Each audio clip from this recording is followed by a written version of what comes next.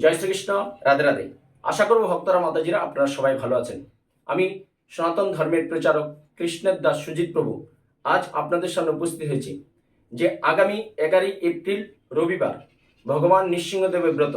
এই দিনে আমরা সমস্ত ভারতবাসী তথা বিশ্বের সমস্ত সনাতনধর্মী মানুষরা আমরা আমাদের ভারতবর্ষের নৌবাহিনী, সেনাবাহিনী এবং বায়ুসেনা সবার জন্য কি করব, আমরা নৃসিংহদেবের কাছে আমরা বিশেষ প্রার্থনা করব যে যাদের কারণে আমরা রাত্রে 140 কোটি মানুষ ভারতবর্ষের নিশ্চিন্তে ঘুমাতে পারি, সেই আর্মি, আমাদের নৌবাহিনী এবং আমাদের বায়ুসেনা তারা যে দৃঢ় প্রতিজ্ঞত হয়েছে যে সারা পৃথিবী থেকে এই জঙ্গি এবং সন্ত্রাসবাদ দমন করবে এবং আমাদের ভারতবর্ষের নিরীহ মানুষদের যারা প্রাণ কেড়ে নিল তাদের মঙ্গলার্থে এবং আর্মিদের জন্য আমরা প্রার্থনা করব এই নৃসিংহ চতুর্দশী দিন যেন তারা দৃঢ় প্রত্যয় নিয়ে তাদের যে প্রতিজ্ঞা দিয়েছে আমাদের ভারতবাসী এবং টোটা বিশ্ববাসীকে, তারা যেন সে কাজে আরো সফলতা এগিয়ে যায়।